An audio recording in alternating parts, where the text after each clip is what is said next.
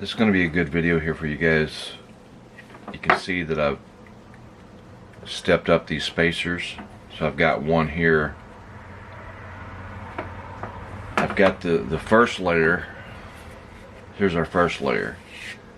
And I just add a section here to this side instead of cutting one whole piece, because if you cut one whole piece, you end up losing a lot of leather. So it's okay to do it like this, because once we grind these down and clean up, you're never going to notice that being connected there. But you got a first layer of spacers. Then we have a second layer starting here that's tapered, and you see how I stepped it up 3 more steps. And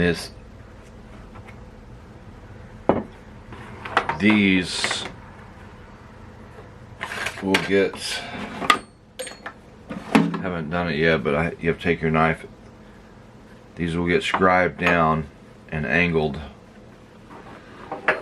So you have to do this because of the guard. So when you put your knife in, see how the knife tips up from the point of contact right here? So you got to build it up a little bit. And then we're going to have our top piece. Okay. This is the retention strap, and we went into a lengthy discussion on this. Like, what is the best way? Should we put the strap on the front, or should we put the strap on the back? We came to the conclusion that the best way to do it actually is to put it on the front. I made a little dot there, and there's a little dot there. You can see where we're going to get this sewed in. It'll be barged to begin with, and then it'll end up all getting sewed. Then your retention strap's going to come right there. Okay? So we came to the conclusion you want to go to the front, because when you reach down to your right side and you want to draw your knife, it's going to be faster to snap that and pull it forward rather than to try to unsnap this and make your hand go backwards. Now some might argue, well, if you put it here, when you snap this, the snap's going to be in the way when you draw the knife. It's not, because once this thing pops back, you're going to draw the knife. You want the speed to be able to unsnap. So you're gonna have less. It's going to be faster to unsnap it from this point with your hand coming here than it is to unsnap it from this point and try to push your hand back and up. So that's why we opted for this. In the past, I've done a lot of knives where, and again, it's just personal preference. There's some people that might like the retention on that side, but we're going to go with this. And it's coming along really nice. I just want to show you how you have to step these up. So we got the first layer of spacers, and these are approximately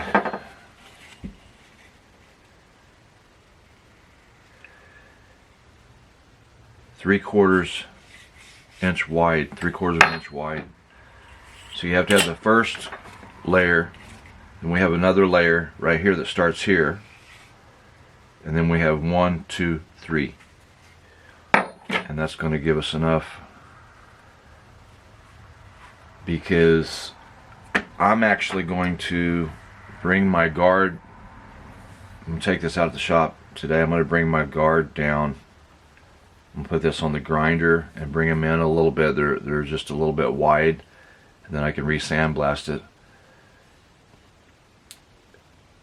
But I'm thinking the gentleman that I'm making this sheath for, his are probably going to be somewhere in this neighborhood width, which it's not going to come down much on the sides, so it's still going to be pretty close.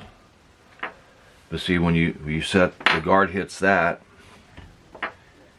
the whole blade's going to taper up, so that's why you have to have these like this. now what I'm going to do, you just take your scribing tool and here we go. Go at an angle.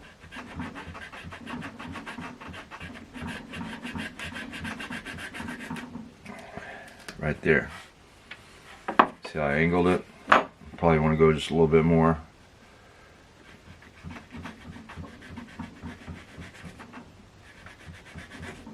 That's what this knife is for. Specifically designed to handle stuff like this. So once I got them barged on there, the barge it'll dry really quick.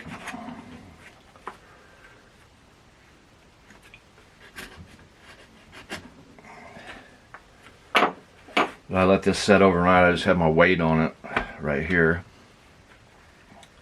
And then this morning, see, I'm just going to scribe these down. Then I can also take this to my grinder and just kind of smooth these, and I'll end up doing that too.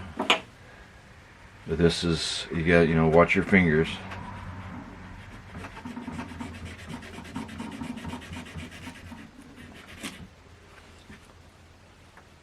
This is more or less the process. See how it's angling it? So I'll take this out to my shop on my grinder and also smooth that where it's a nice flush angle. So then when your top piece sets on there, it's going to look really nice. And then we'll end up finishing it up on the angle grinder, just buffing all these down and get them clean, and then I'll do the sinew stitching. These are coming along really nice, and these end up, they go through here, and that's going to get sewed. We'll have a line here and a line here, and then your belt, I'm going to actually put that right about here and this one up high so you can get a good sized belt through there.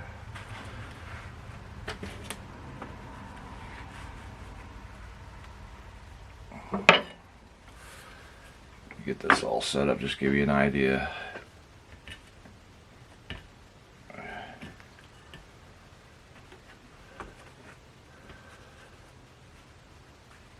It'll be really nice.